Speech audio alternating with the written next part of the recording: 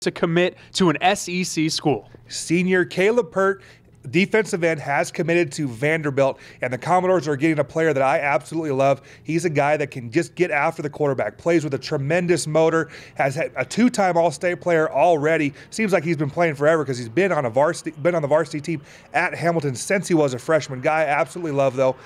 Committing to Vanderbilt, it was really the education is what sold Pert. He's a high academic kid who also had an offer from Yale, which is impressive in itself, but he's going out to Vanderbilt. There's been so many Division I defensive linemen to come out of Hamilton, and he's just the latest in this group.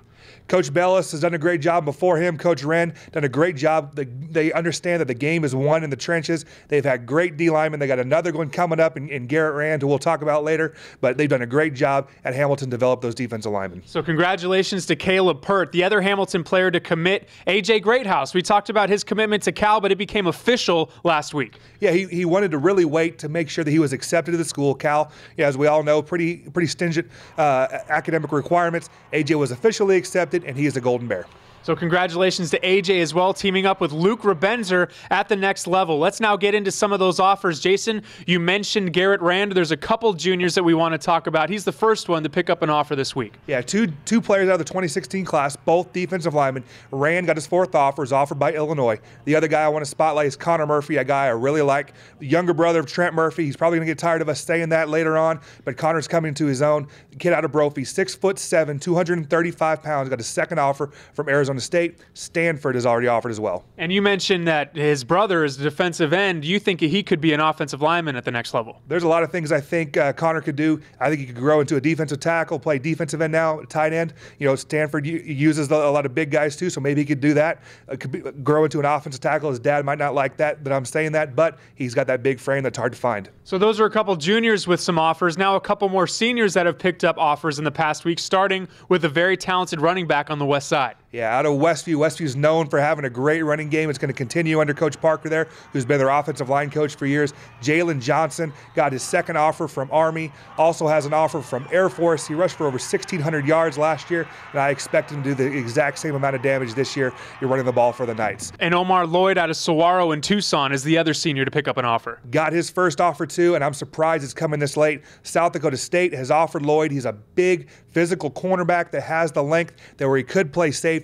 Again, I'm shocked he got his first offer, but South Dakota State, the Jackrabbits, smart in being the first to do so. There's a lot of talented players down there on the defensive side of the ball in Tucson. We know Demetrius Flanagan going to U of A. Omar Lloyd is in that class as well. Yeah, and then his teammate Derek Hall has been offered by NAU and South Dakota State as well. Jason, we got to talk about the opening. Went down last week. 3 Arizona prospects were there representing and played very well. You had some colleagues down there checking it out in person. What were some of the takeaways from Christian Kirk, Keenan Walker, and Brian Lewerke that were present in Oregon last week? Well, I think it's impressive in itself that for the second year in a row, we have another quarterback in Lewerke.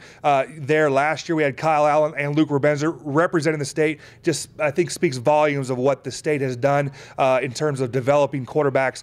Good job by Lewerke. Had some good comments from Trent Dilfer, who is there, runs the Elite 11 quarterbacks. And then Keenan Walker, the big tackle out of Chaparral, just absolutely dominated. He moved up into Scout.com's top 100, is now number 92 in the country, the number 8 offensive tackle in the entire country, number 1 on the West Coast, was dominant. They were talking about he was just fighting after every play, loved how physical he could be. The linemen put pads on, helmet and shoulder pads, and that's really where you can tell how good an offensive lineman is going to be when they have those pads on. And then Kirk, again, another guy we've been talking about, second year in a row, he's going to the opening, which is huge for him, huge for our state. But he went out there and put on a show as we expected him to. He did great last year, and he is in Scout.com's top 50. I expect him to get a 5-star rating here very quickly. And news came down that his top 5 might be coming here very soon.